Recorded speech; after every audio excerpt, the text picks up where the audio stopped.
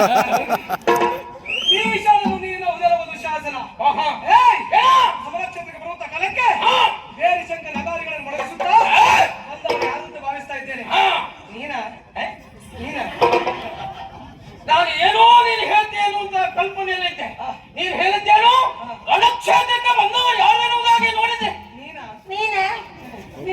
ಮೂಗು ಆಗಲ್ಲ. ನೀನು ಆರಂಭದ ಅಬ್ಬರವನ್ನ ಕಂಡಾಗ ನಾನು ಯಾರೋ ದೊಡ್ಡ ಜನ ಬಂದು ತಿಳ್ಕೊಂಡಿದ್ದು. ಈಗ ಗೊತ್ತಾಯ್ತು ನನ್ನ ನಿರೀಕ್ಷೆ ಜನ ನೀನು ಇವತ್ತಲ್ಲ ಅಂತ ಗೊತ್ತಾಯ್ತು. ಅದಕ್ಕೆ ನೀನು ಕನಿಷ್ಠ ಅಲ್ಲ. ನೀನೆಲ್ಲ ಈ ಕ್ಷೇತ್ರಕ್ಕಲ್ಲ, ಈ ಕೆಲಸಕ್ಕೂ ಅಲ್ಲ.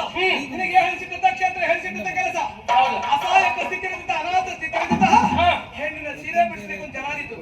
ನನ್ನಂತರ ಮುಂದಲ್ಲ. ಭೀಷಣನು ನಿನ್ನ ಉದರದ ಶಾಸನ ನಿನ್ನ ಬರುವಾಗ ಭಂಗಿಸದೆ ಹೋದ್ರೆ ನಿನಗೆ ಸನ್ಯಾಸ ಎಂಬ ಮಾತಿಗೆ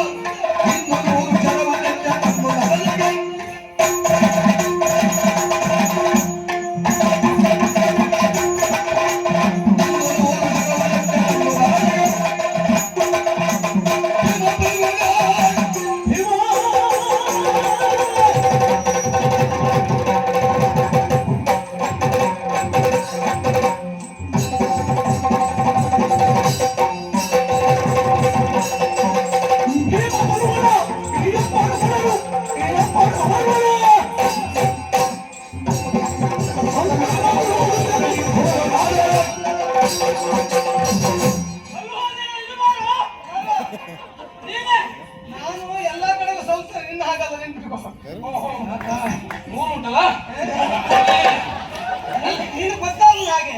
ಈ ಪ್ರವೇಶ ಮಾಡಿಕೊಂಡು ಈ ಮುಗಿಸ್ಕೊಂಡು ಹೋಗ್ಬೋದು. ನಿನಗೆ ಗೊತ್ತಾಗುದು ಆದ್ರೆ ಹೇಗೆ? ಒಳ್ಳೆ ಹೇಳ್ಬೇಡ. ತುಂಬಾ ಕೆಲಸ ಉಂಟು ನನಗೆ. ಏನಲ್ಲ ಎಲ್ಲ ಕಡೆಗೆ ಹೋಗುದು.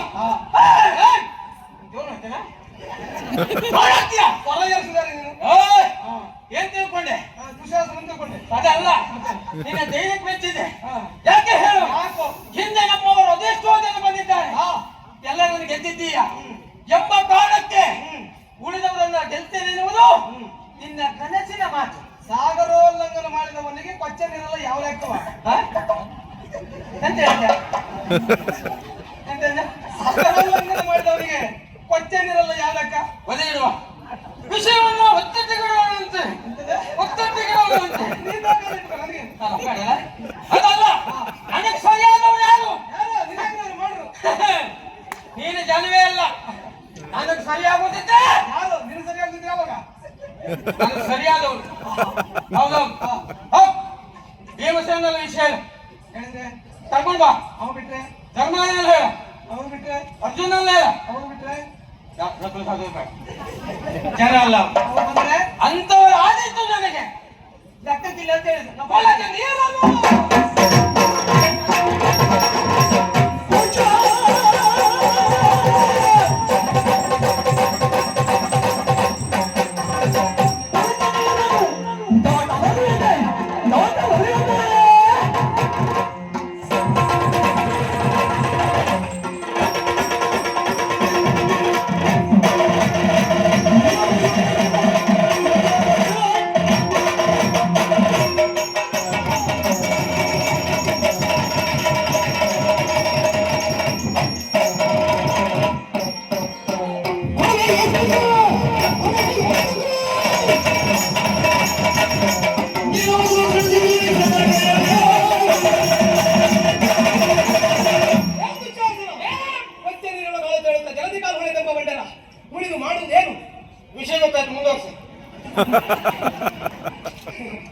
ನಿನಗೆ ಈ ವಿಷಯ ಗೊತ್ತಾಯ್ತು ಅಂತ ನನಗೆ ಗೊತ್ತಾಯ್ತು. ನಿನಗೆ ಗೊತ್ತಾಗಿದೆ ಎಂಬುದು ನಿಮ್ಮೂರಿಗೆ ಗೊತ್ತಾಗಬೇಕು ಬೇಡವಾ? ಅದಕ್ಕೆ ನೀನು ವಿವರಿಸಿ ಹೇಳು. ಈ ಗೋವಿನ ಪಾದದ ಜಲವನ್ನು ದಾಟ್ಲಿಕ್ಕೆ ಆಗ ಹೋದವ ಸಮುದ್ರವನ್ನು ದಾಟ್ತಾ ಹೇಳಿದಾಗ ಅಷ್ಟೇ ಅಲ್ವೇ? ನಾನು ಗೋವಿನ ಕಾಲ ಕುದುರೆ ಕಾಲ ಅಷ್ಟೇ ಆಡಿನ ಕಾಲ ಅಂತ ಹೇಳಿಲ್ಲ. ನಾನು ಹೇಳಿದ್ದು ಕೊಚ್ಚೆ ನೀರನ್ನ ದಾಟ್ಲಿಕ್ಕಾಗದೆ ಹೋದವ ಸಮುದ್ರೋಲ್ಲಂಘನ ಮಾಡ್ತಾನೆ ಅಂತ ಹೇಳಿದ್ರೆ ಸಾಧ್ಯವೋ ಅಂತ ನನ್ನ ಪ್ರಶ್ನೆ.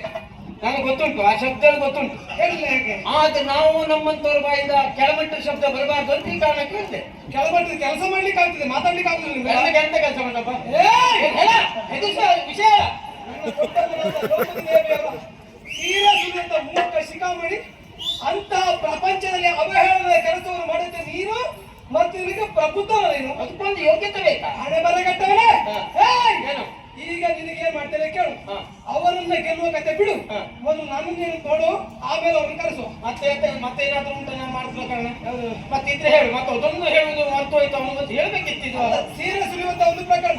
ಮತ್ತೆ ಎಲ್ಲಿವರೆಗೆ ಮೂರ್ಖನಾದ ಕೇಳಿದೆ ಸೀರೆ ಸುಲಿದು ಎಳೆದು ಸಾಕಾಗಿ ನೀನು ಹೊತ್ಕೊಂಡು ಹೋಗ್ಲಿಕ್ಕೆ 4 ಜನರ ವೀರಭಟರನ್ನು ಕರೆಸಿದ್ದಂತೆ, ಕೊಡಗಟ್ಟಲೆ ನೀರು ಕುಡಿದಂತೆ.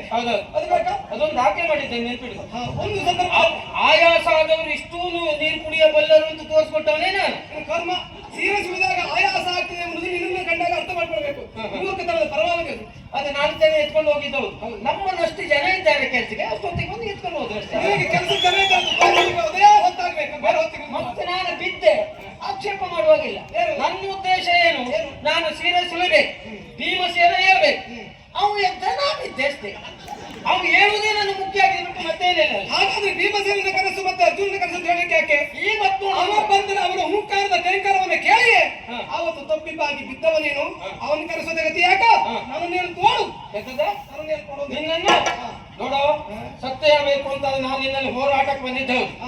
ದೇವರೊಡೆ ಮಾಡಿ ಹೇಳ್ತೇನೆ, ಇವತ್ತು ನಾನು ನಿನ್ನಲ್ಲಿ ಹೋರಾಟ ಮಾಡುವುದಿಲ್ಲ. ಸರಿ ಅಲ್ಲ. ಯಾಕೆ ಹೇಳು? ಸರಿ ಅಲ್ವಾ? ಸರಿ ಇಲ್ಲ. ಸರಿ ಅಲ್ಲ. ಸಮರಕ್ಕೆ, ಸಂಬಂಧಕ್ಕೆ, ಊಟಕ್ಕೆ ಸರಿ ಸಮರವನ್ನೇ ಆಯ್ಕೆ ಮಾಡಿಕೊಳ್ಬೇಕಲ್ಲ ನನ್ನ ಲೆಕ್ಕದಲ್ಲಿ. ನೀವೆಲ್ಲ ಜಾರಿಗಳು ಅಂತ ಪಲಾಯನ ಸೂತ್ರವನ್ನು ಮೊದಲೇ ಕೈಗೊಂಡು ಗೊತ್ತಾಗಿದೆ. ಈಗ ಏನ್ ಮಾಡ್ತೇನೆ ಕೇಳು. ಏನು? ನಾನು ಬಿಡುವಂತ ಶರವನ್ನ ನಿನಗೆ ಆಧರಿಸಿಕೊಳ್ಳಿಕ್ಕಾಗ್ತದೆ. ಒಮ್ಮೆ ನೋಡ್ತೀಯ ನೀ ಪಾಪಿ ಮಗನೇ? ಯಾರ ನೋಡ್ತೀಯ? ಸುಮ್ಮನೆ ಸಣ್ಣ ಎಂಬ ಕಾರಣಕ್ಕಾಗಿ ಇಷ್ಟೊತ್ತು ನೀಚ ಪಾಠ ಹೇಳಿತ್ತು. ಆಚಾರ್ಯ ದ್ರೋಣರು ಹೇಳ್ತೋದನ್ನೇ, ಗೌರವ ಹೇಳ್ತೋದನ್ನೇ, ಸ್ವರ್ಣ ಹೇಳ್ತೋದನ್ನೇ. ನಿನಗೆ ಚರ್ವಿತ ಜೀವನ ಮಾಡೋದೇ ಅಭ್ಯಾಸ ಬಿಟ್ಟು ಬೇರೆ ನಾನು ಹೇಳಬೇಕಾದ ಅನಿವಾರ್ಯ ಉಂಟು ಅಂತ ಹೇಳಿದ್ದದಕ್ಕೆ ನಾನು ಅಂದ್ರೆ ಮೊದಲು ಹೇಳಿದ್ದಾರೆ. ಆದ್ರೂ ನಿನ್ನ ನೋಡಿದಾಗ ಯುದ್ಧ ಮಾಡೋದಕ್ಕೆ ಮನಸ್ಸೇ ಬರ್ತಾ ಇದೆ. ಹೆದರಿಕೆ ಆಗ್ತದ? ಹೆದರಿಕೆ ಅಲ್ಲ, ಹೇಸುವುದು. ಯಾಕೆ ಹೆದರಿಕೆ? ಅಂದ್ರೆ ನಿನ್ನ ಮೈ ಹೊರಸು ನನ್ನ ಮೈ ಆಗ್ತದಂತ ನೀನು ಸಣ್ಣ ಎಂಬ ಕಾರಣಕ್ಕೆ ಅದಷ್ಟೇ. ಏನು ಆ ವಿಷಯ ತಟ್ಟಿಗಿರ್ಲಿ. ಈಗ ನನ್ನಲ್ಲಿ ಯುದ್ಧ ಮಾಡ್ಲಿಕ್ಕೆ ನನ್ನ ಸಮಸ್ಯೆ ಏನಪ್ಪ? ಸಮಸ್ಯೆ ಅದೇ, ಸಣ್ಣ ಮಾಡುವುದೇ ಸಮಸ್ಯೆ. ಸಣ್ಣ ಮಕ್ಕಳ ಸಮಸ್ಯೆ ನೋಡೋಣ. ಯುದ್ಧ ಕ್ಷೇತ್ರದಲ್ಲಿ ಸಣ್ಣತನ ಭಾರತದಲ್ಲಿ ಯಾವುದೂ ಯಾರಿಗೂ ನಿರ್ಣಯವಾಗುವುದಿಲ್ಲ. ಹೋರಾಟ ಕಣದಲ್ಲಿ ಸಂಬಂಧಕ್ಕೆ ಬೆಲೆ ಕಟ್ಟುವುದಕ್ಕೆ ಸಾಧ್ಯವೇ ಇಲ್ಲ. ನಾನು ಆಗಬೇಕು. ನನ್ನ ಕೈಯಿಂದಲೇ ನಿನ್ನ ಸಾವು ಎನ್ನುವುದಾಗಿ ಬರ್ದಿತ್ತು. ಅದನ್ನು ತಪ್ಪಿಸುವುದಕ್ಕೆ ಯಾರಿಂದಲೂ ಸಾಧ್ಯ ಇಲ್ಲ. ಹೌದಾ?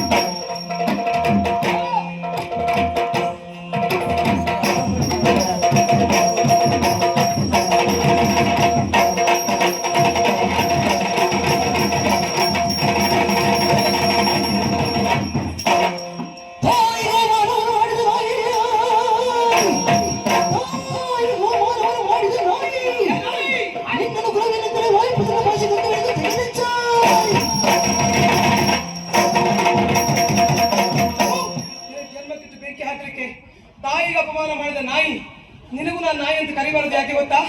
ನಿನಗೆ ನಾನು ನಾಯಿ ಅಂತ ಕರೆದ್ರೆ ಊರಿನಲ್ಲಿದ್ದ ನಾಯಿಗಳೆಲ್ಲ ದುಶ್ಯಾಸನದ ಕಾರಣದಿಂದ ನಮ್ಮ ಮಾನ ಮರ್ಯಾದೆ ಹೋಯ್ತು ಅಂತ ಇವತ್ತೇ ಊರು ಬಿಟ್ಟು ಹೋಗ್ತಾವೆ. ಹಣೆ ಮರೆ ಗೆಟ್ಟವರೇ, ಬಿಟ್ಟಿದ್ದೇನೆ ಯಾಕೆ ಕೇಳು. ಆವತ್ತು ನನ್ನ ದೊಡ್ಡಮ್ಮ ದ್ರೌಪದಿ ದೇವಿಯವರು